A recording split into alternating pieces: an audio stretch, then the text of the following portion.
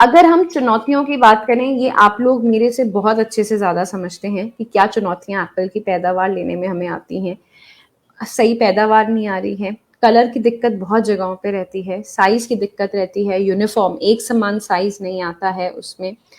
उसमें कहीं आपके कोई दाग धब्बे रह जाते हैं, कोई उसमें दिक्कतें और तरीके की आने लग जाती हैं, उसे हम स्टोर नहीं कर पाते हैं, उसकी शेल्फ लाइफ अच्छी नहीं होती है, उसमें बिटा पिट की समस्या आने लग जाती है, लेंटिसल ब्रेकडाउन की समस्या आने लग जाती है, उसके ऊपर जो घाव होते हैं एप्पल के छिलके के ऊपर वो भर नहीं पाते हैं, अंदर से आपका एप्पल जो है उसकी जो पल्प है वो आपका भूरा दिखने लग जाता है, ढीला ढाला एप्पल बनता है, एप्पल में क्रंच नहीं आता है, धारियां उस पर यूनिफॉर्म एक साथ कलर नहीं आ पाता है, उस पर धारियां उसकी प्रॉपर नहीं बन पाती हैं। ये सारी समस्या एप्पल की क्वालिटी में बहुत हद तक देखी जाती है। उसके बाद अगर हम ओवरऑल ऑर्चिड की बात करें तो ऑन ईयर ऑफ ईयर ये एक बहुत बड़ी समस्या है, ऑन ईयर ऑफ ईयर। और गलत बात यह है कि लोगों ने इसको मान लिया है कि ठीक है ये तो होना ही है। ऐसा नहीं होता है। अगर हम सही तरीके से खुराक देकर के चलेंगे तो ये ऑन ईयर ऑफ ईयर भी हम खत्म कर सकते हैं, और हो रहा है खत्म। जहां पर पोस्ट हार्वेस्ट न्यूट्रिशन मैनेजमेंट चल रहा है वहां पर ये चीज खत्म हो भी रही है। उसके साथ और दिक्कतें आती हैं कि हमारा जो एप्पल है उसमें बीमारियां बहुत ज्यादा लगती हैं। अब अगर मैं अपना खान पान ठीक नहीं रखूंगी तो जायज सी बात है सर्दी भी ज्यादा लगेगी, लू भी ज्यादा लगेगी, बीमारियां भी ज्यादा आएंगी। वही सेम चीज आपके पेड़ पे लागू होती है, ऑर्चर्ड पे लागू होती है। अगर हम सही से उसको न्यूट्रिशन मैनेजमेंट नहीं करेंगे तो बीमारियों की पकड़ में, स्ट्रेस की पकड़ में आपका पेड़ ज्यादा आएगा। तो ये सारे चैलेंजेस हैं जो हमारे सामने आते हैं, और मैं फिर वही बात बोलूंगी, इन सारे चैलेंजेस को खत्म करने के लिए एकमात्र चीज जो हमारे कंट्रोल में है, जो हमारे हाथ में है, वो है आपका सही से न्यूट्रिशन मैनेजमेंट। तो अब बात करते हैं न्यूट्रिशन मैनेजमेंट की कि हमें किस स्टेज पर क्या आपका न्यूट्रिशन मैनेजमेंट एप्पल में हमको करना चाहिए। तो अभी जो हमारा फ्रूट राइपनिंग स्टेज है इसमें दो सबसे इंपॉर्टेंट जो न्यूट्रिएंट्स हैं वो हैं आपके कैल्शियम और दूसरा है आपका फॉस्फोरस। चाहे वो साइज है, चाहे वो स्टोरेबिलिटी है, शेल्फ लाइफ है, कलर है, फर्मनेस है, क्रंच है, जितनी भी आप चीज़ें इस टाइम पे गिन सकते हैं वो सारी चीज़ें लाने का जो जिम्मा इस टाइम पे है वो आपका कैल्शियम और फॉस्फोरस के बहुत बड़ा होता है।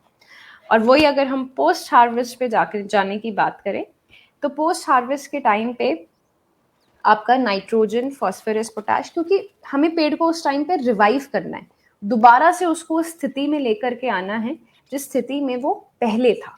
तो वहां पे फिर से nitrogen, phosphorus, potash, calcium, magnesium, zinc, boron लगते हैं पेड़ को दोबारा से जीवित या पेड़ को दोबारा से रिवाइव करने के लिए। जो पेड़ एकदम एग्जॉस्ट हो चुका होता है, उसकी एनर्जी खत्म हो चुकी होती है हमको फ्रूट देने के चक्कर में, वो एनर्जी उसकी वापस लानी होती है। तो वहां पे एनपीके, कैल्शियम, मैग्नीशियम, बोरॉन और जिंक लगते हैं। और अभी की स्टेज पे जो सबसे इंपॉर्टेंट दो न्यूट्रिएंट्स हैं वो है आपके कैल्शियम और फॉस्फोरस। तो अभी जो हमारी फ्रूट राइपनिंग स्टेज चल रही है और फिर प्री हार्वेस्ट जो हमारी स्टेजेस आएंगी उन पे हम बात करते हैं। तो इनमें आपके दो मैंने आपको न्यूट्रिएंट्स बताए ज़रूरी हैं, पहला आपका कैल्शियम, दूसरा आपका फॉस्फोरस। तो वहाँ पे जो सबसे बेहतर विकल्प आपको इस टाइम पे मिलता है वो मिलता है यारावीटा स्टॉपिट और यारावीटा सेनीफॉस का।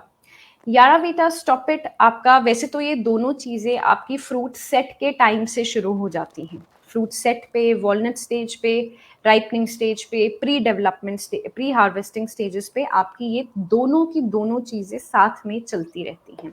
तो यारावीटा स्टॉपिट और यारावीटा सेनीफॉस जो हैं वो हमारे लिए इस टाइम पे सबसे बेहतर विकल्प हैं आपके एप्पल की कैल्शियम फॉस्फोरस की ज़रूरत को पूरा करने के लिए, और उनसे जो हमें रिजल्ट सही मायने में मिलने चाहिए वो रिजल्ट लेने के लिए।